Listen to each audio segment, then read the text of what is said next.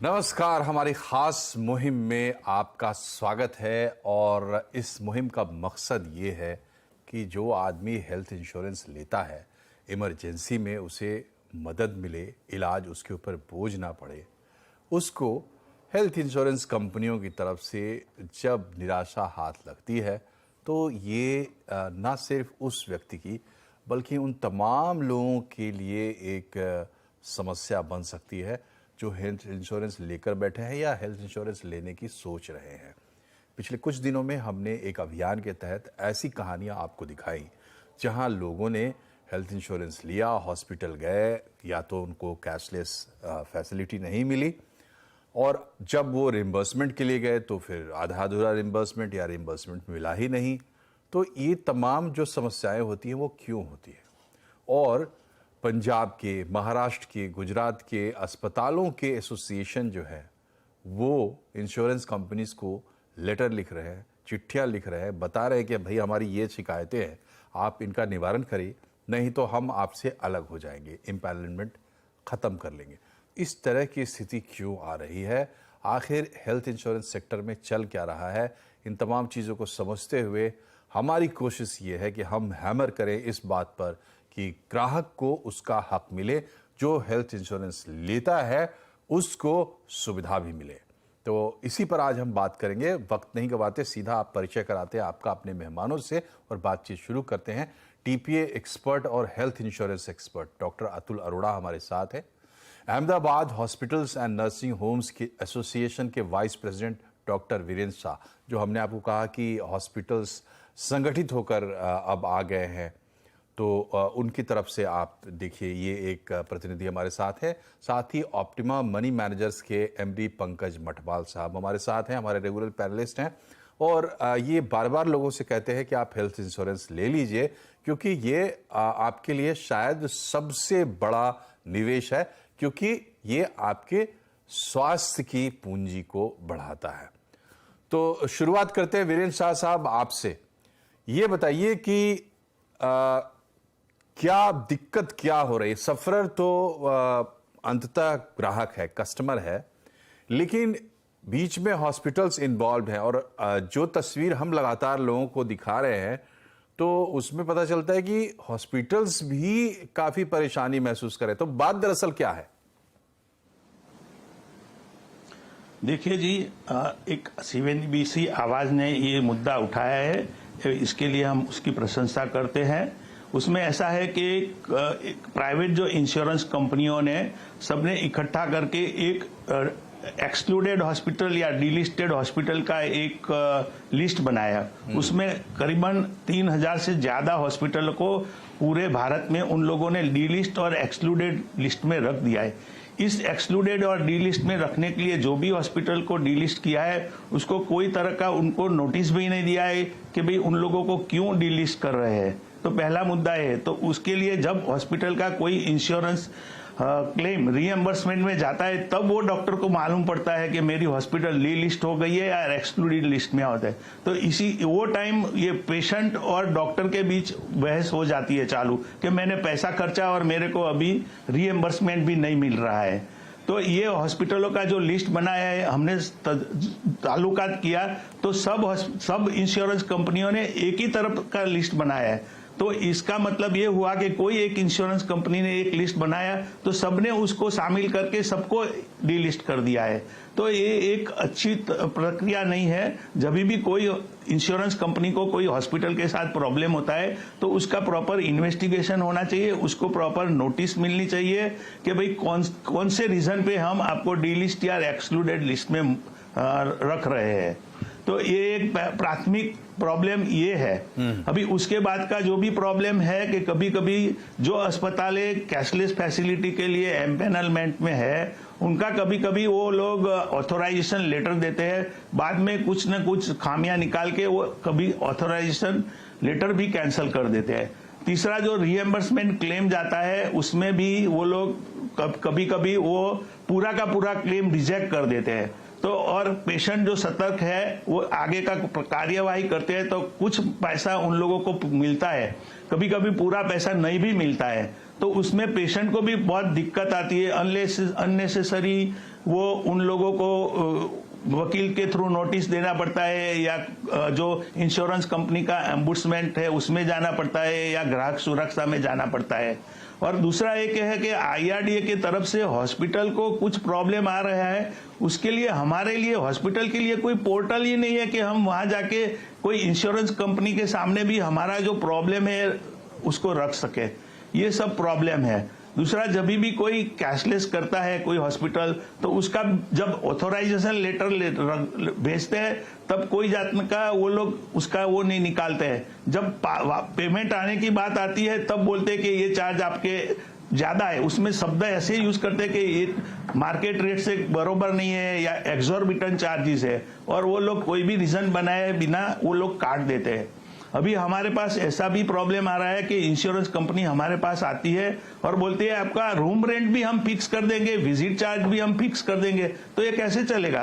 Doctor का कोई seniority का काउंट नहीं है, ठीक है। उसका हॉस्पिटल का इंफ्रास्ट्रक्चर का कोई काउंट नहीं है, और सबको एक ही तरह का रूम रेंट और सबको एक ही तरह का विजिट चार्ज दे, वो कितना वो है। ठीक है, तो अब चलते हैं अरोड़ा साहब के पास। अरोड़ा साहब, देखिए, ये जो बातें कह रहे हैं हॉस्पिटल्स के साइड से है, लेकिन असर तो ग्राहक पर पड़ता है, नंबर 1। नंबर 2, जिस तरह की बातें ये कर रहे हैं, जो पूरा इकोसिस्टम है, तो उसमें क्या होता है कि ग्राहक या हॉस्पिटल फिर TPA के पास जाते हैं।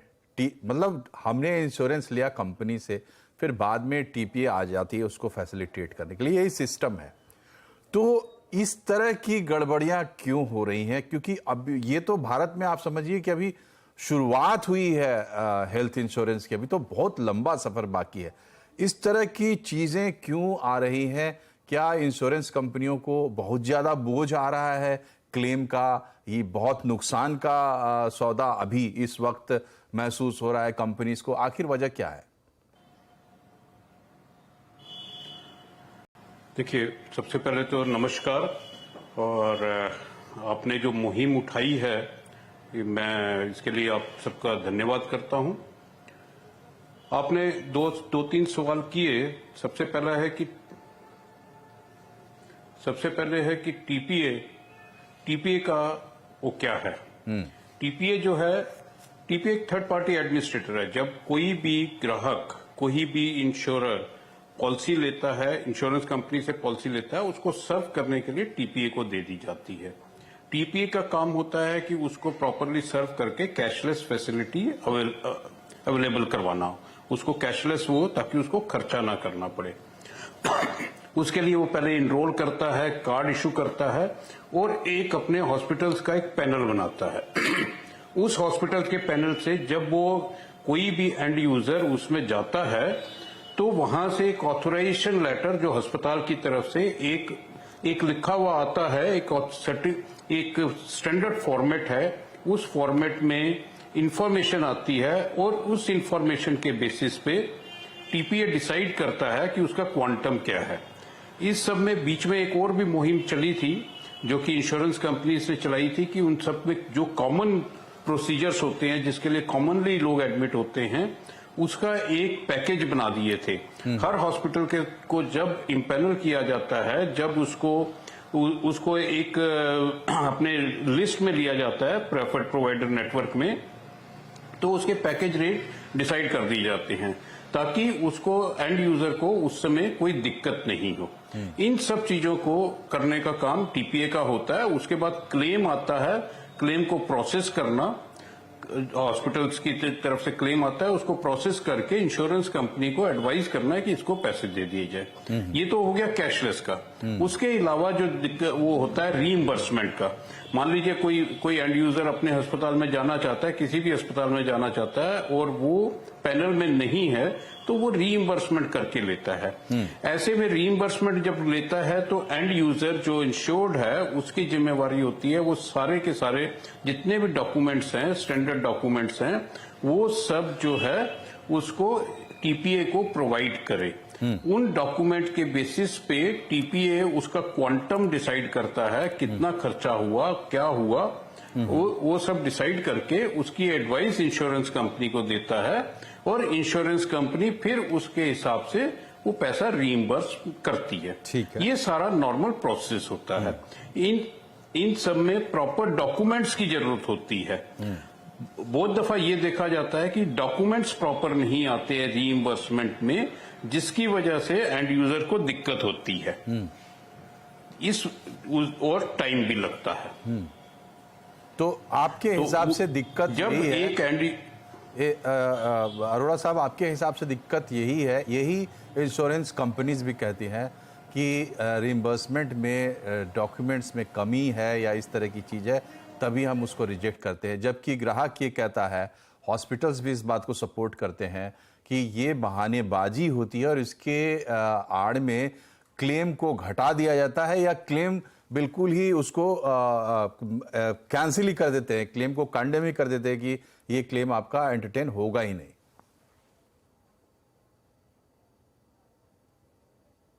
ऐसी होती है जो पॉलिसी लेते वक्त एक इंश्योर्ड को ध्यान रखनी चाहिए कि पॉलिसी लेते हुए उसे क्या डिक्लेयर करना चाहिए। अक्सर जब पॉलिसी लेते हैं, इंश्योर्ड जब पॉलिसी लेता है तो एक एजेंट के थ्रू लेता है। एजेंट फॉर्म लेके आता है और वो इंश्योर्ड से साइन करवा लेता है और वो कोई डिक्लेयर नहीं करता है, ये सोच के कि शायद इंश्योरेंस कंपनी को या टीपीए को जब हम इलाज करवाएंगे तो पता नहीं लगेगा कि हमारे को पहले क्या बीमारी थी। इंश्योरेंस कंपनी की जब पॉलिसी ली जाती है तो उसमें कुछ बीमारियां ऐसी होती हैं जो 3 साल तक, कुछ 4 साल तक, कुछ 2 साल तक कवर्ड नहीं होती हैं। जब ये डिक्लेयर नहीं किया जाता और जब उसके कागजों में जब ये हिस्ट्री आती है कि उसको पहले से ये बीमारी थी, तो नॉन डिक्लेरेशन के ऊपर उसका क्लेम जो है रिजेक्ट होने के चांसेस बन जाते हैं। ठीक है। तो उसमें सबसे पहला एडवाइस यही है कि जो भी पॉलिसी ली जाए उस समय सब कुछ डिक्लेयर करना चाहिए। ठीक है, ठीक है। जो पॉइंट्स आप बता रहे हैं ये बार बार ये चर्चा में आते हैं, जब भी इसकी बात होती है तो सफाई में यही कहा जाता है। और मैंने जो सवाल पूछा था वो ये पूछा था कि इंडस्ट्री क्या इतने स्ट्रेस में है कि कोई तिकड़मबाजी करने की जरूरत पड़ती है। बहरहाल मठवाल साहब, ये बताइए कि जो ये कह रहे हैं वो बातें हम सुनते हैं, ये बताइए कि रिस्पॉन्सिबिलिटी किसकी है? अगर मैं ले रहा हूं इंश्योरेंस पॉलिसी, कोई एजेंट मुझे सेल कर रहा है, भारत में आपको पता है कि स्थिति क्या है। चाय वाले लोग भी, ये तो बड़ी अच्छी बात है कि कोई व्यक्ति जो चाय बेच रहा है वो भी ये सोच रहा है कि 5 लाख का मेडिक्लेम मैं ले लूं। तो किसकी रिस्पॉन्सिबिलिटी बनती है कि सही तरीके से चीजों को एक्सप्लेन किया जाए? और जो समझदारी आप हमें बता रहे हैं जब मैं क्लेम लेने जा रहा हूं, अगर आप इंश्योरेंस लेते समय मुझे बताएंगे तो क्या मैं उसको एक्सेप्ट नहीं करूंगा? बिल्कुल मनोज जी, सही कहा आपने। लेकिन मैं एक बात यहां पर पहले ऐड करना चाहूंगा कि यहां पर एक ही पार्टी जिम्मेदार नहीं है, बल्कि तीनों ही। हम बात करें इंश्योरेंस कंपनीज की तो कई बार छोटे छोटे रीजन देकर और क्लेम को रिजेक्ट करने की कोशिश की जाती है। दूसरी बात, हॉस्पिटल्स, कई बार पेशेंट के सभी वाइटल पैरामीटर्स जो होते हैं नॉर्मल होते हैं और शायद हॉस्पिटलाइजेशन की जरूरत नहीं होती है, लेकिन फिर भी हॉस्पिटलाइज कर दिया जाता है जहां पर रिएंबर्समेंट में दिक्कत आती है। और सबसे बड़ी बात जो है, जो इंश्योर्ड पर्सन है, कई बार उसकी तरफ से कुछ नेग्लिजेंस या फिर कुछ गलतियां होती हैं। पहली बात तो जो आप बात कर रहे थे, इंश्योरेंस पॉलिसी लेते समय वो खुद ले रहा है या एजेंट के माध्यम से ले रहा है, लेकिन अल्टीमेटली जिम्मेदारी उसकी बनती है कि उसे सब कुछ पता होना चाहिए उसके पॉलिसी के बारे में।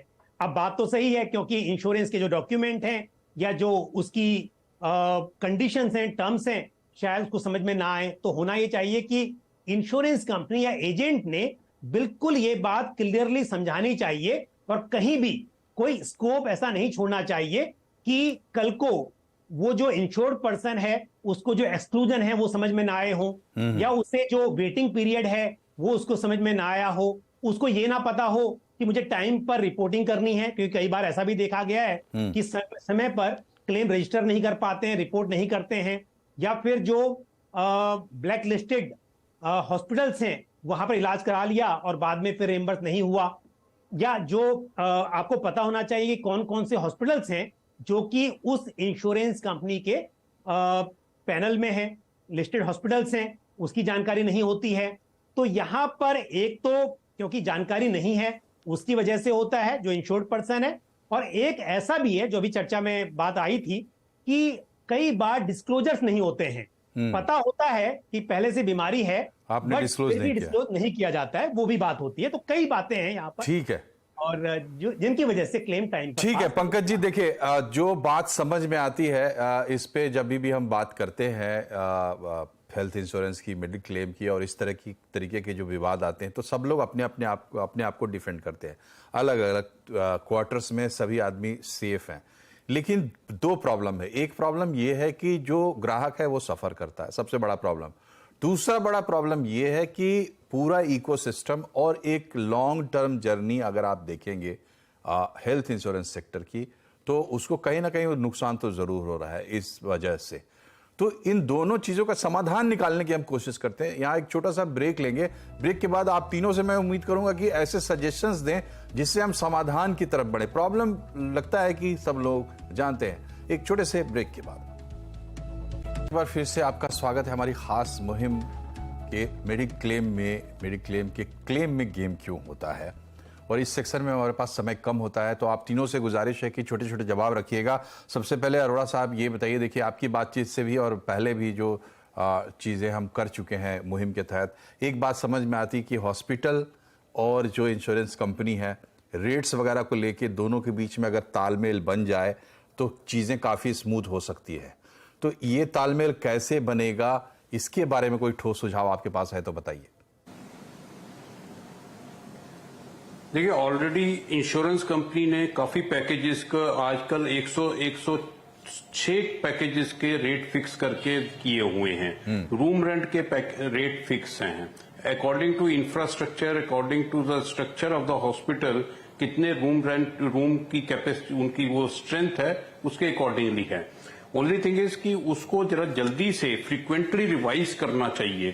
थोड़े से रेट कम है तो उनको अगर इंश्योरेंस कंपनी फ्रीक्वेंटली रिवाइज करेगी तो जो गैप है बीच में इंश्योरेंस कंपनी और हॉस्पिटल में, वो गैप फिलअप हो जाएगा, जिससे कि एंड यूजर को बहुत फायदा होगा। जी अच्छा, शाह साहब ये बताइए कि ये जो बात कह रहे हैं अरोड़ा साहब, ये आपको ठीक लगती है बात? सिर्फ थोड़ी सी प्रॉब्लम है, अगर रिवीजन्स हो जाए तो हॉस्पिटल्स को एक्सेप्टेबल होगा, या कि आपको लगता है कि बड़ा गैप है जिसकी वजह से ये डिलिस्टिंग वगैरह की जो चीजें चल रही हैं दोनों तरफ से? हाँ, मैंने अतुल अरोड़ा और पंकज मठवाल दोनों को अच्छी तरह से सुना है। उसमें मेरा कहना है कि ये जो रूम रेंट फिक्स करते हैं नहीं तो वो इंफ्रास्ट्रक्चर देखे बिना फिक्स कर देते हैं, और डॉक्टर की विजिट भी ऐसे ही फिक्स कर देते हैं। उसमें कोई उन लोग को जो हॉस्पिटल है उनका कोई उसमें रोल ही नहीं रहता है। वो एक बड़ी बात है। जब भी तक ये डायलॉग हॉस्पिटल और इंश्योरेंस कंपनी के बीच अच्छी तरह से बनेगा तभी ये रेट फिक्सेशन का काम आएगा। ये तो ये लोग ऐसे ही हमको ईमेल से या अदरवाइज ऐसे इन्फॉर्म कर देते हैं कि आपका रेट ये है, आप एक्सेप्ट कर लो, तो ये बात अच्छी नहीं है। दूसरी के ये जो इंश्योरेंस है, इंश्योरेंस कंपनी और पेशेंट का बीच का है, तो पहले इंश्योरेंस कंपनी को जैसे हेल्थ इंश्योरेंस का जो प्रॉब्लम होता है प्री एग्जिस्टिंग डिसीज का, जो हॉस्पिटल को भी कभी मालूम नहीं पड़ता है, तो पेशेंट ने नहीं बताया तो उसमें हॉस्पिटल का क्या दोष आता है। तो इसीलिए जैसे लाइफ इंश्योरेंस में प्री मेडिकल होता है, इसी तरह से मेरे को लगता है कि हेल्थ इंश्योरेंस में भी प्री मेडिकल करके इंश्योरेंस कंपनी को जान लेना चाहिए कि पेशेंट को कोई प्री एग्जिस्टिंग डिसीज है कि नहीं। ठीक है, बराबर है। और कोई भी प्रोसीजर चार्जेस है तो प्रोसीजर चार्जेस वो वेरी लिमिटेड प्रोसीजर चार्जेस में फिक्स चार्जेस हो सकते हैं। बाकी ठीक है, आपकी बात साफ है, अच्छा सजेशन है आपका। और मठपाल साहब देखिए, ये दोनों तो ठीक है, कंपनीज के साइड से बात कर रहे हैं, कस्टमर के साइड से अब देखिए ये इकोसिस्टम ठीक होगा तभी कस्टमर का कल्याण होगा। और कस्टमर को आप कितना भी एजुकेट कर लें तो उसकी गलतियां हो ही सकती है। लेकिन सवाल ये है कि हम किस चीज़ का इंतजार करें। 140 करोड़ से ज़्यादा बड़ा ये देश है, क्या हमको एक अलग रेगुलेटर चाहिए? इंश्योरेंस रेगुलेटर के पास बहुत सारा काम है, और इंश्योरेंस कंपनियां फाइनेंस कंपनियां हैं, ये जो हॉस्पिटल्स हैं ये हेल्थ केयर कंपनियां हैं, और इन दोनों का मेल होगा तो कैसे होगा? समस्याएं इनकी अलग अलग हैं, वो इलाज करते हैं, वो उसके पैसे देते हैं। क्या हमें एक अलग रेगुलेटर चाहिए? आपके क्या सजेशन है? मेरे हिसाब से रेगुलेटरी जरूरत तो नहीं है, क्योंकि ऑलरेडी फाइनेंस में 4 रेगुलेटर हैं। तो इसके लिए ये तो थोड़ा सा और भीड़ हो जाएगी। लेकिन सबसे बड़ी चीज जो है, इंपॉर्टेंट जो बात यहां पर है, वो ये है, चाहे हम सभी चीजें फिक्स कर लें, लेकिन जब तक जो इंश्योर्ड पर्सन है या जो इंश्योरेंस पॉलिसी लेने जा रहा है, जो प्रपोजर है, उसको बातें क्लियर ना हो, तो आप कुछ भी तय कर लेंगे। आपने डिसाइड कर लिया कि हॉस्पिटल में कितना रेट होना चाहिए, पर उसकी उम्मीद कुछ ज्यादा है और उसे कम क्लेम मिल रहा है, तो दिक्कत कभी भी आ सकती है। तो यहां पर जैसे भी बात चल रही थी प्री इंश्योरेंस मेडिकल टेस्ट की, हालांकि हेल्थ इंश्योरेंस में आपके सम इंश्योर्ड और एज के हिसाब से प्री इंश्योरेंस मेडिकल टेस्ट जरूर होते हैं, बट तय होना चाहिए कि आप टेस्ट करवाइए और बढ़ा दीजिए, हर एज में करवाइए। बट अगर उस बात पर प्री इंश्योरेंस मेडिकल टेस्ट के बिहाफ पर सब कुछ मालूम चला और उस बिहाफ पर पॉलिसी दी गई है, ये सब बातें मालूम होने के बाद कि प्री एग्जिस्टिंग डिजीज है या नहीं है, तो उसके बाद में फिर क्लेम रिजेक्ट नहीं होना चाहिए। क्योंकि आज ये हो रहा है कि आपका हो सकता है टेस्ट हुआ ही नहीं, या टेस्ट हुआ भी लेकिन बाद में बात आ जाती है कि नहीं, आपको ये बीमारी पहले से थी। तो इस तरह से जो बीच में गैप है, वो गैप को दूर करना जरूरी है, ताकि जो इंश्योर्ड पर्सन है वो झूठ बोल ना पाए और कंपनीज भी बाद में इस बात को ना कहें कि आपने बात बताई नहीं थी। जी, तो ये कुछ सुझाव है। देखिए, ये इश्यू बहुत बड़ा है, ऑन गोइंग है, हम इसे छोड़ेंगे नहीं, क्योंकि हम इस डोमेन में ही काम करते हैं। हमारा काम यही है कि आप कहां से अच्छी कमाई करें और कैसे उसको इतने अच्छे तरीके से खर्च करें कि मैक्सिमम सेटिस्फैक्शन उसका आपको मिल पाए। तो हम आपके साथ हैं, कस्टमर्स के साथ हैं, ग्राहक के साथ हैं। दूसरी बात यह है कि अभी जैसे आयुष्मान भारत स्कीम आ गई, उसका बड़ा इम्पैक्ट हुआ इस पूरे सेक्टर पर, और कैपिटलिज्म में हमें इस तरीके के इंटरवेंशंस की बहुत ज़्यादा ज़रूरत है। तो एक तो रेगुलेटर ज़्यादा अच्छे तरीके से चीज़ों को मैनेज करे, रेगुलेट करे, और दूसरा कि ऐसे डिसरप्टर्स इसमें आते रहे जिससे कि तमाम स्टेक होल्डर्स पर दबाव बने कि वो ग्राहक के बारे में सोचे। बहरहाल, आप तीनों का बहुत बहुत शुक्रिया कार्यक्रम में आने के लिए और अपने वैल्यूएबल सजेशंस यहां पर रखने के लिए। कार्यक्रम में फिलहाल इतना ही। नमस्कार।